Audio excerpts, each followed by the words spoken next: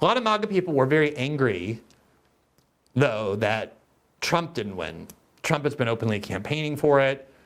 And so even though the award was given in a way that actually bolsters a major Trump foreign policy goal, a real Marco Rubio goal, which is to regime change Venezuela, and even though the recipient dedicated the award to Donald Trump, a lot of people who are MAGA supporters, and it was all over Fox News, expressing the grievance that Trump should have won and didn't because Western institutions are biased against him. Here is Stephen Chung. He said this, quote, President Trump will continue making peace deals, ending wars, and saving lives. He has the heart of a humanitarian, and there will never be anyone like him who can move mountains with the sheer force of his will. The Nobel Committee proved they place politics over peace. And the Nobel Foundation actually answered this. They had to respond to all of these grievances from Trump supporters that he should have won. And I think they had a pretty reasonable response that's hard to argue with, which is this, quote, in order to be considered for the award of the year, nominations for the Nobel Peace Prize should be sent into the Norwegian Nobel Committee in Oslo before the first day of February the same year. The nomination deadline is the 31st of January at midnight. Nominations which do not meet the deadline are normally included in the following year's assessment. Now, to be perfectly honest, although I do believe that Trump really wants to end the war in Russia and Ukraine, and I actually believe he wants to end the war in Israel and Gaza, neither of those wars is truly ended yet. He claims credit for ending the war, the 2-week but very dangerous war between India and Pakistan. Pakistan trying to kind of curry favor with Trump, gives him the credit, even nominated him for the Nobel Peace Prize, but India said, absolutely not. We don't allow any foreign influence in our peace talks with Pakistan. Modi was adamant about that. So I'm not really sure, Donald Trump is somebody who, for the last 9 months, funded, armed, justified, defended one of the worst atrocities, if not the worst atrocity, of the 21st century, which is the destruction of Gaza.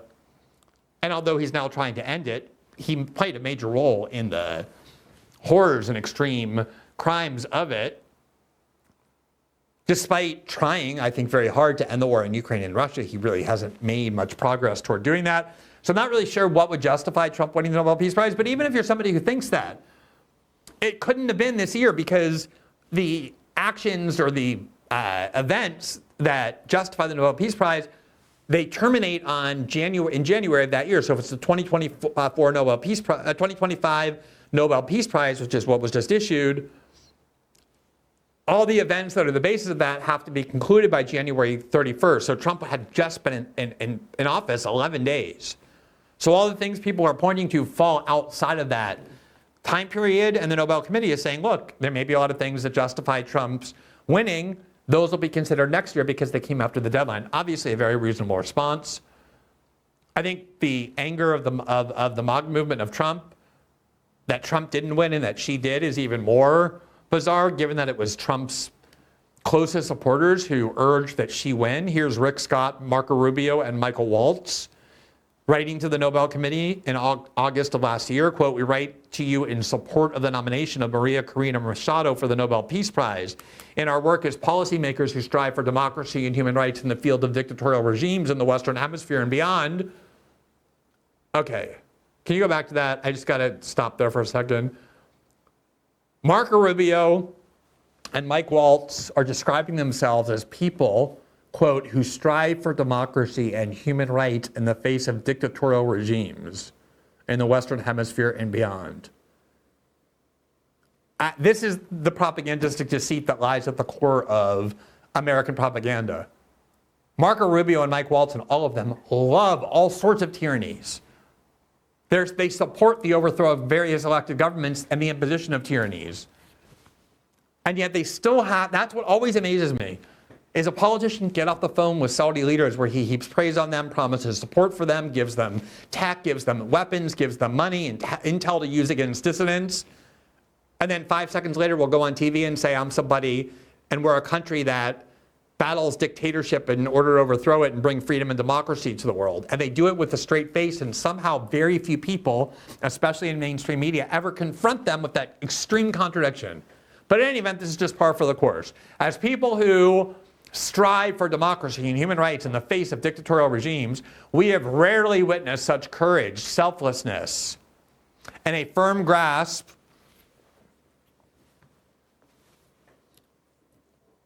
of morality as we have in Maria Corina Machado. It is our firm belief that her courageous and selfless leadership and underlying dedication to the pursuit of peace and democratic ideals makes her a most deserving candidate for this prestigious award. Now again, it's, I think, kind of odd for MAGA to complain vociferously that she won when Trump's former national security advisor, now ambassador to the UN, and his secretary of state are the ones who urged the award being given to her. And I guess you can say, like, hey, maybe it's just a coincidence that the United States wants to engineer regime change in a country right in our region that is extremely rich in oil. Maybe it's just true that Marco Rubio and Mike Waltz and Donald Trump have like a very passionate, genuinely felt devotion to spreading freedom and democracy in the world, even though it wasn't visible in Trump's week-long debauchery in Qatar, the Emirates, and the Saudis, where he couldn't have been more effusive of their greatness, and so many other places where we are very supportive of tyrannies. Maybe it's just a coincidence. Maybe they really do want to bring freedom to the American people, and it's a massive coincidence that it's a country extremely rich in oil, very strategically important, one where China has made a lot of inroads because the U.S. tries to suffocate it and China wants to trade with it. And now we want to punish Maduro by removing him from office.